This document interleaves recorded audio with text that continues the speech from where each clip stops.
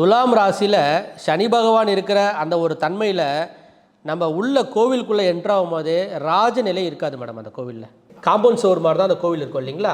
அது வந்து நமக்கு ஒரு அந்த தன்மையை நமக்கு காட்டுது. உள்ளே போகும் பொழுது எங்கேயுமே பார்க்காத ஒரு விசேஷமாக 2 யானைகள் இருக்கும் அந்த கோவிலில். அது இன்னொரு தனி சிறப்பு. ஏன் அப்படின்னா, குரு பகவான் உச்சமாகக்கூடிய வீட்டை இந்த சனி பகவான் பார்ப்பார்.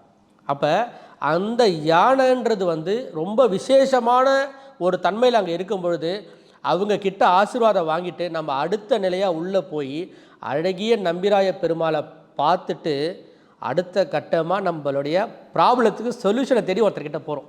யாருக்கிட்ட போகணும்? அங்கே தான் மேடம் இருக்கிற இந்த சூட்சமமான விஷயமே. காலபைரவர் இருப்பார். சார் என்ன சார் நீங்கள் பெருமாள் கோயிலில் காலபைரவரா? அவ்வளோதான். இது எல்லா மக்களுமே கேட்கக்கூடிய விஷயம் என்னென்னா, பெருமாள் கோயிலில் காலபைரவரா? பெருமாள் கோவிலில் காலபைரவர் இருக்கிற அந்த தனி ஸ்பெஷல் அந்த கோவில் இருக்குது மேடம்.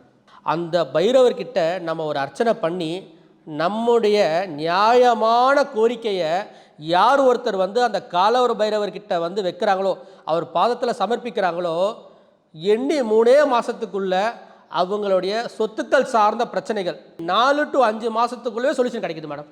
இதில் அந்த காலபைரவருக்குன்னு ஒரு ரகசியம் ஒன்று இருக்குது. கண்டிப்பாக இருக்குது.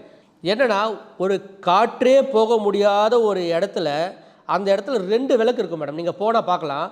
கீழே இருக்கிற விளக்கு வந்து நிலையான ஒரு தன்மையிலே இருக்கும். அவருடைய அந்த முகத்து பக்கத்தில் வந்து ஒரு விளக்கு இருக்கும் மேடம். அந்த விளக்கை நீங்கள் பார்த்தீங்க அப்படின்னா, ஒரு மனிதன் வந்து அவருடைய மூச்சு காற்று பட்டால் அந்த விளக்கொலி எந்த அளவுக்கு ஒரு அசைவு கொடுக்குமோ அந்த அசைவு அப்படியே உயிரோட்டமாக இருக்கும் மேடம். அதாவது காலபைரவர்ன்றதை விட அங்கே உயிரோடு இருக்காருன்னு சொல்லலாம் நம்ம.